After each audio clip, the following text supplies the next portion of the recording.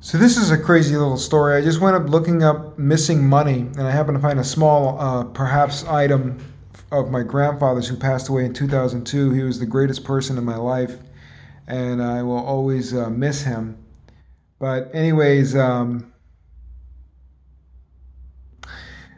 what happened with all that was my grandfather didn't have the will properly set up to where I could be made the executor or the administrator or whatever the heck it's called, so that I would be the benefactor basically. And that was because I was underage at the time, and so he had somebody who was a relative who had to come down from New York to help me. And actually, there was another person prior to that, but they had deceased. So they had deceased before my grandfather, who actually died at 88 of kidney failure, the ending stages of kidney failure. He had been on dialysis for about 5 years. Anyways, so here's the story of how it broke down. The bank wouldn't let me take over the payments of the house. And so the house that I grew up in, I had to move out of. And I was so upset in so many directions because my grandfather had passed. He was a mentor, he was my guiding force, all the usual stuff that nobody cares about when it's not them. But so they wouldn't let me take over the payment, and I freaked out. And I'm like, well, I got to do something. So I basically just moved out. I left most of the property. I left some of the property with some neighbors who said that they would cut me a check from a yard sale, and that never happened.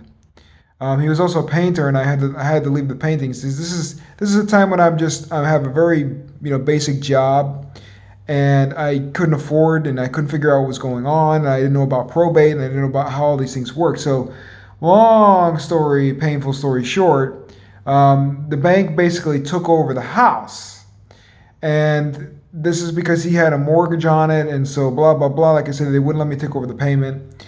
And he had the bad idea to take out a mortgage to pay off credit cards, because that's what they do to the elderly people. They convince them to do these silly things. And it's like he lost his land to pay for a credit card, right? But anyways, so many moons later, I got a check back in California. It was 2000, around 2009, and so in 2009 they sent me the surplus for the money from the sale of the house. And so, anyways, it looks like they initially had him as the trust inter vivos, blah blah blah, and then I somehow managed to finally get onto the information after a lien had been placed on the property. And so they created this lien thing, and then I was finally on the actual paperwork that I was the part of the estate. So then, I don't know what the heck they did after that, but it looks like it finally transitioned to where I was on the deed. Now I really don't know if that's the case, but somehow some people got involved. These people here, I'm not going to show too close, but they got involved to be the owners or something to this effect of the property. But I was on the deed as like a person who was going to transfer the property. I had no idea about any of this. But like I said, I did get that check, which was proof that I was actually the benefactor of the estate eventually. Anyways, we did a summary of administration to later prove that, and that worked out, and I got a small check from the proceeds. But I just think it's hysterical that they sold the property with me on the deed somehow. Like I don't actually know if that means I'm on the deed, but I just know that I was definitely the benefactor of the will. They should have let me take over the payments in the bank. It was a huge wrongdoing, and I ended up moving to California, which was also, it wasn't a mistake, but it was something that I did out of duress and stress, and I wasn't quite sure what was going to happen. It was very difficult years living in California, but and I really loved Beverly Hills, and I'm back here in Beverly Hills.